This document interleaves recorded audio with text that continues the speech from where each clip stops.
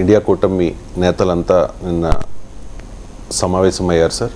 వాళ్ళు ఏమంటున్నారంటే match fixing, మోదీని గద్దె దింపుదాం, మ్యాచ్ ఫిక్సింగ్తో గెలిచేందుకు మోదీ కుట్ర చేస్తూ ఉన్నారు అంటూ ప్రధానంగా ఈ తమ ప్రత్యర్థులు, రాజకీయ ప్రత్యర్థుల్ని కక్షపూరితంగా వేధిస్తున్నారు అనేది కూటమి నేతల ఆరోపణ. ముఖ్యంగా వాళ్ళు కేజ్రీవాల్ అరెస్ట్ని చూపిస్తూ ఉన్నారు సార్.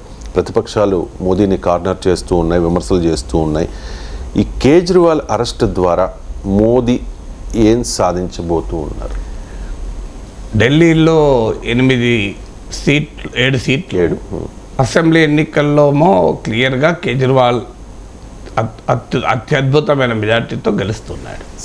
భారతీయ జనతా పార్టీకి వచ్చే వరకు 7 సీట్లు గెలుస్తున్నాయి. ఇది ఢిల్లీలో ఉన్న రాజకీయ పరిస్థితి. అంటే ఢిల్లీ ప్రజలు క్లియర్గా దేశానికి మోడీ, రాష్ట్రానికి కేజ్రీవాల్ అని తీర్పు చెప్తూ వస్తున్నారు. ఇది ఇలా తీర్పు చెప్తున్నటువంటి ఢిల్లీ ప్రజలకు ఇవాళ మోడీ ఒక తప్పనిసరి పరిస్థితి క్రియేట్ చేశాడు. మీరు కేజ్రీవాల్ను ఎన్నుకుంటారా, నన్ను ఎన్నుకుంటారా పార్లమెంట్ ఎన్నికలకు అని. పార్లమెంట్ ఎన్నికలకు ముందు కేజ్రీవాల్ని అరెస్ట్ చేయడం ద్వారా ఢిల్లీ ప్రజలకు పార్లమెంట్ ఎన్నికలకు ఛాయిస్ ఇచ్చాడు. ఇప్పటివరకు ఆ ఛాయిస్ లేదు. ఇప్పటివరకు ఢిల్లీ ప్రజలు స్పష్టంగా అసెంబ్లీ ఎన్నికల్లో ఆమ్ ఆద్మీ పార్టీకి ఓటేసిన కేజ్రీవాల్ ముఖ్యమంత్రి కావాలన్నా పార్లమెంట్ ఎన్నికలకు వచ్చే వరకు Aam Aadmi party 3rd position. 2019 elections తీసుకుంటే 7 సీట్లలో 7 బీజేపీకి గెలవడం, కాంగ్రెస్ 5 స్థానాల్లో 2వ పొజిషన్లో ఉంటే కాంగ్రెస్ అసలు అసెంబ్లీ ఎన్నికల్లో అడ్రస్ కూడా లేదు. అలాంటి కాంగ్రెస్ 2nd పొజిషన్లో ఉంటుంది. 5 సీట్లలో 2nd పొజిషన్ ఉంటే ఆమ్ ఆద్మీ పార్టీ కేవలం 2 సీట్లలో మాత్రమే 2nd పొజిషన్. మీకు ఓటింగ్ పర్సంటేజ్ తీసుకున్నా బీజేపీ నెంబర్ 1 పొజిషన్లో ఉంటే, నెంబర్ 2 కాంగ్రెస్ ఉంటే, నెంబర్ 3 ఆప్ ఉంటుంది. అలాంటి పరిస్థితులు ఇవాళ ఢిల్లీ ప్రజలకు నరేంద్ర మోడీ ఒక ఫోర్స్గా ఒక క్వశ్చన్ ముందు పెట్టాడు. మీరు పార్లమెంట్ ఎన్నికలకు కూడా నాకు కొట్టేస్తారా, కేజ్రీవాల్ కొట్టేస్తారా అని.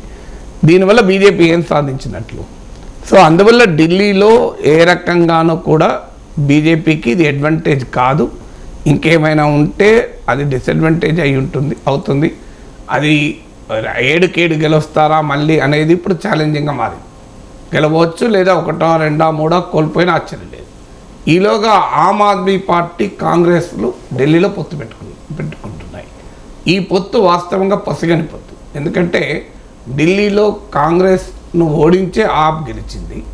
అందుకే పంజాబ్లో కూడా కాంగ్రెస్ ఓడించి ఆప్ గెలిచింది కనుక అక్కడ ఆప్కు కాంగ్రెస్కు పొత్తు కుదరక 13 సీట్లు ఆపే పోటీ చేస్తుంది. ఢిల్లీకి కూడా అదే పరిస్థితి. ఢిల్లీ రాష్ట్ర నాయకులు కూడా వాస్తవంగా ఈ ఎక్సైజ్ లిక్కర్ కుంభకోణం వచ్చినప్పుడు అరెస్ట్ చేయాలి, కేజ్రీవాల్ పైన కేసు పెట్టాలని ముందు డిమాండ్ చేసింది కాంగ్రెస్. సో కాంగ్రెస్ ఢిల్లీ నాయకులు డిమాండ్ చేశారు, ఇంకా ఎందుకు చర్యలు తీసుకోవడం లేదు అని. సో అలాంటి కాంగ్రెస్ పార్టీని ఇవాళ కేజ్రీవాల్ పైన చర్యలు తీసుకోవాలని డిమాండ్ చేసిన కాంగ్రెస్ పార్టీని ఢిల్లీ నగర వీధుల్లో కేజ్రీవాల్కు మద్దతుగా కాంగ్రెస్ను తీసుకురావడమే కాకుండా ఇతర రాజకీయ పార్టీలను కూడా తీసుకొచ్చేలా చేసేది కేజ్రీవాల్ అరెస్ట్.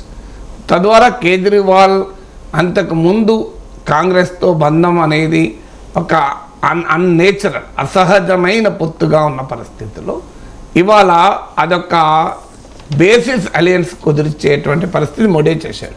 అంటే కేజ్రీవాల్ని అరెస్ట్ చేసిన తర్వాత ఏం చేస్తుంది? దాని బలంతో పాటు కాంగ్రెస్ను కూడా కలుపుకొని పోటీ చేస్తుంది. అంటే కాంగ్రెస్లో పొత్తుకు ఒక పొలిటికల్ లెజిటిమసీ ఇచ్చాడు మోడీ. ఇది రెండవది. మూడవది ఆమ్ ఆద్మీ పార్టీ అటు బీజేపీకి ఇటు కాంగ్రెస్కు సమదూరంగా ఉంటూ వచ్చింది. ఇటీవలనే ఇండియా కూటమిలో చేరింది. మొదటి నుంచి కూడా దేశవ్యాపిత ప్రతిపక్షాల శిబిరంలో ఆమ్ ఆద్మీ పార్టీ ఫుల్ ఫ్లెడ్జ్డ్, అంటే హృదయపూర్వక సభ్యురాలు కాదు, చాలా దూరం ఉంటూ వచ్చింది. ఇవన్నీ సాంప్రదాయ పార్టీలు, ఈ రాజకీయ అవినీతి, ఈ రాజకీయ సంస్కృతి మీద దూరము అనే వైఖరి తీసుకుంటూ వచ్చింది. ఇప్పుడు మొదటిసారిగా కేజ్రీవాల్ అరెస్టుతో దేశవ్యాపితంగా ఉన్న ప్రతిపక్షాలన్నింటినీ కేజ్రీవాల్ వెనకాల సమీకృతం చేశారు. ఇది మూడవ చేసింది మోడీ. నాలుగవది ఏంటంటే బీజేపీ ఓటర్లలో అందరూ ఆర్ఎస్ఎస్ ఐడియాలజీతో కమిట్ అయిన ఓటర్ కాదు. ఇందులో ఎథికల్ ఓటర్ చాలామంది ఉంటారు. అంటే కాంగ్రెస్ పార్టీ ప్రాంతీయ పార్టీల మిశ్రుల వల్ల విసిగెత్తి కాంగ్రెస్ పార్టీ అవినీతి కుంభకోణాలతో చిరాకేసి బీజేపీ ఒక పార్టీ విత్ డిఫరెన్స్ కదా అనే ఒపీనియన్తో బీజేపీ వచ్చినటువంటి ఎథికల్ ఓటర్స్ ఉంటారు.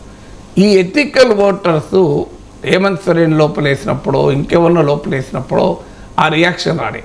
కేజ్రీవాల్ లోపలేయడం వల్ల ఈ ఎథికల్ ఓటర్ డిస్టర్బ్ అయ్యాడు. ఎందుకంటే ఇందులో ఈ ఎక్సైజ్ లిక్కర్ కుంభకోణంలో అరవింద్ కేజ్రీవాల్ డబ్బులు తిన్నట్టు, అరవింద్ కేజ్రీవాల్ ఆస్తులు కొన్నట్లు, అరవింద్ కేజ్రీవాల్ బినామీ ఆస్తులు సంపాదించినట్లు ఈడీ కూడా ఆరోపించడం లేదు. ఇప్పుడు ఆరోపణ ఏంటి? ఈ డబ్బుల్ని పంజాబ్, గుజరాత్, గోవా ఎన్నికల్లో ఖర్చు పెట్టారు అనేది ఆరోపణ. అరవింద్ కేజ్రీవాల్ ఆస్తులు పెంచుకున్నాడని, మనీష్ సిసోడియా ఆస్తులు పెంచుకున్నాడు లేదు. మీరు ఎక్కడైనా చూడండి ఈడీ కేసుల్లో ఆస్తులు జప్తు అవుతాయి. ఈవెన్ జగన్మోహన్ రెడ్డి కేసుల్లో కూడా చూడండి ఆస్తులు ఫ్రీజ్ చేస్తారు, బ్యాంక్ అకౌంట్లు ఫ్రీజ్ చేస్తారు. కానీ ఎక్కడ ఈ ఢిల్లీ లిక్కర్ కుంభకోణంలో మనీష్ సిసోడియా ఆస్తుల్ని కానీ అరవింద్ కేజ్రీవాల్ ఆస్తుల్ని కానీ మీరు ఫ్రీజ్ చేసినట్టు, జప్తు చేసినట్టు మీరు ఎక్కడైనా చూసారా? ఈడీకో ప్రత్యేకమైన అధికారాలు ఉంటాయి ఆస్తులు జప్తు చేసడానికి. కానీ అరవింద్ కేజ్రీవాల్ ఇంకో ఢిల్లీ లిక్కర్ కుంభకోణం ద్వారా సంపాదించిన 100 కోట్లలో ఇంకో ఈ లగ్జరీ విల్లా సంపాదించిండు, అందువల్ల ఈ విల్లాను మేము జప్తు చేస్తున్నాం అనేది ఎక్కడైనా మీరు ఏమైనా చదివారా పేపర్లో? అందువల్ల ఇది ఎన్నికల ఖర్చు కొరకు ఈ కుంభకోణం జరిగిందన్నది ఆరోపణ. ఎన్నికల ఖర్చు కొరకు జరిగే అక్రమాన్ని వ్యక్తిగతంగా తన ప్రయోజనాలకు తీసుకునే డబ్బును ప్రజలు ఒకే రకంగా చూస్తారా? ఇప్పుడు ఉదాహరణకి ఎలక్టోరల్ బాండ్స్ ఉంది. ఎలక్టోరల్ బాండ్స్ అందరికీ కనబడుతున్నాయి కదా. ఈడీ మొదలు రైడ్ చేస్తుంది, దాంతో వాళ్ళు బీజేపీకి డొనేషన్ ఇస్తారు. సో అలా క్లియర్గా ఇప్పుడు ఇదే లిక్కర్ కుంభకోణంలో శరత్ చంద్రారెడ్డి ఆయన అప్రూవర్గా మారి ఈ బీజేపీకి 55 కోట్లు ఎలక్టోరల్ బాండ్ ద్వారా డబ్బులు ఇచ్చాడు. ఆ తర్వాత ఆయన కేజ్రీవాల్ పేరు చెప్పాడు, కేజ్రీవాల్ని అరెస్ట్ చేశారు. క్లియర్గా ఆయనకు బెయిల్ వచ్చింది. బెయిల్ను సిబిఐ ఈడీ సీరియస్గా అపోజ్ కూడా చేయలేదు. అంతకుముందు శరత్ చంద్రారెడ్డి కింగ్ పిన్ ఈ కుంభకోణంలో అని చెప్పిన ఈడీ తర్వాత ఎప్పుడైతే ఎలక్టోరల్ బాండ్ల ద్వారా ఆయన బీజేపీకి 55 కోట్లు ఇచ్చాడో ఆఖరికి ఆయన బెయిల్ను కూడా సీరియస్గా అపోజ్ చేయలేదు. ఏమనుకుంటారు జనం? క్లియర్గా కనబడుతున్నప్పుడు. అందుకే కేజ్రీవాల్ కోర్టులో వాదిస్తున్నాడు, ఈ డబ్బులు నా దగ్గర లేవు, బీజేపీ దగ్గర ఉన్నాయని. సో అందువల్ల ఈ ఎథికల్ ఓటర్ డిస్టర్బ్ అవుతున్నాడు. ఆల్రెడీ అశోక్ చవాన్, అజిత్ పవార్, దేవగౌడ, చంద్రబాబు నాయుడు వీళ్ళందరిపైన గతంలో బీజేపీ అవినీతి ఆరోపణలు చేసి వాళ్ళని ఇప్పుడు ఎన్డీఏలో చేర్చుకున్నాం అయినా చూస్తున్నాం. ఇలా ఇవన్నీ కనబడుతున్నప్పుడు బీజేపీ పట్ల ఉన్నటువంటి ఒక లూజ్లీ కనెక్టెడ్ ఎథికల్ ఓటర్, ఆ మోడీ ఇన్ఫ్లుయెన్స్తో వచ్చిన ఓటరు మొదటిసారి ఇదేంటి అన్యాయం కదా అనేటువంటి భావన కలిగింది.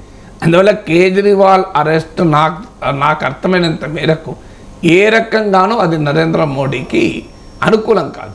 ఈ మధ్య టైమ్స్ నౌ ఇంటర్వ్యూలో మీకు నిర్మలా సీతారామన్ ఇచ్చిన జవాబులు చూసిన తర్వాత ఇంకా ఎథికల్ ఓటర్ డిస్టర్బ్ అయిపోతాడు. సో అందువల్ల ఎథికల్ ఓటర్ను డిస్టర్బ్ చేసే, ఎందుకంటే ఈ ఆమ్ ఆద్మీ పార్టీ వెనకాల ఉన్నది ఎథికల్ ఓటరే.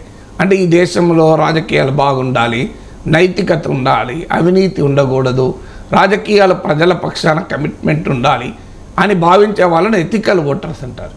అంటే నైతిక ప్రమాణాలకు పెద్దపీట వేసి సిద్ధాంతపరమైన అంశాల కన్నా కూడా సో ఆ నైతిక ప్రమాణాలకు పెద్దపీట వేసే ఓటర్ అంటే voter based not on ideology but based on ethical political culture.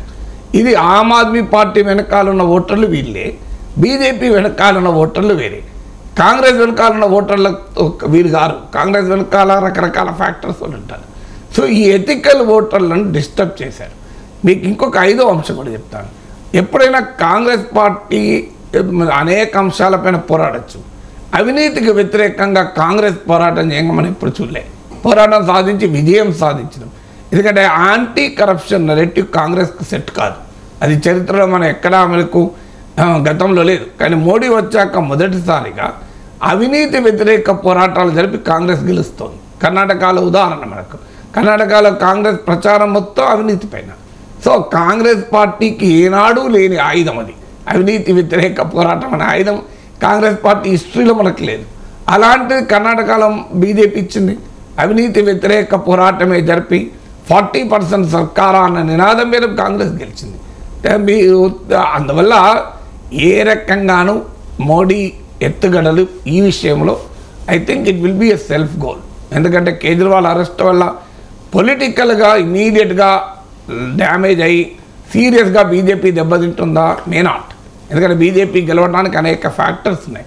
UP, Gujarat, Madhya Pradesh, Rajasthan, Chhattisgarh లాంటి సాంప్రదాయంగా బలమున్న రాష్ట్రాల్లో పెద్ద డిస్టర్బెన్స్ ఉండకపోవచ్చు, కానీ ఐడియాలజికల్గా బలం కాక ఎథికల్ ఓటర్లపైన ఆధారపడి రాజకీయం జరుపుతున్న చాలా ప్రాంతాల్లో బీజేపీ కొంత డిస్టర్బ్ అవుతుంది. ఆ డిస్టర్బ్ ఎంత అవుతుంది, దానివల్ల సీట్లు కోల్పోతుందా అనేది ఇప్పటికిప్పుడు మనం చెప్పలేం. కానీ ఒక రకంగా మోడీ చర్యల వల్ల కేజ్రీవాల్ అరెస్టు, ఈ వ్యవహార సరళి, అటు అశోక్ చవానేమో బీజేపీలోకి, గాలి జనార్దన్ రెడ్డి బీజేపీలోకి, కేజ్రీవాల్ జైలుకు, ఈ కాంట్రాక్ట్ చూసిన వారు ఎవరు ఇది మోడీ చేస్తున్నది అవినీతి వ్యతిరేక పోరాటము అనేది, ప్రతిపక్షాల అవినీతి పరుల రక్షణ ఆరాటము అని అనుకునే అవకాశమే లేదు. అశోక్ చౌహాన్ బీజేపీ ఆరోపించింది అవినీతి పరుడని కాంగ్రెస్లో ఉన్నప్పుడు, అజిత్ పవార్ను బీజేపీ ఆరోపించింది, చంద్రబాబు నాయుడు బీజేపీ ఆరోపించింది, దేవగౌడ కుమారస్వామిని బీజేపీ ఆరోపించింది, మీకు గాలి జనార్దన్ రెడ్డి బీజేపీ ఆరోపించింది, జగన్మోహన్ రెడ్డి పైన బీజేపీ ఆరోపణలు చేస్తుంది. మళ్ళీ వీళ్ళందరితో రకరకాల సందర్భాల్లో రకరకాల రూపాల్లో స్నేహం చేస్తుంటే ఇది అవినీతి అనే అంశమా, రాజకీయం అనే ప్రజలకు అర్థం కానంత అమాయకులు కారు కదా. అందువల్ల దీనివల్ల లాభం కన్నా నష్టమే బీజేపీ జరుగుతుంది. ఆ నష్టం ఎంత అనేది ఇప్పుడే చెప్పలేదు.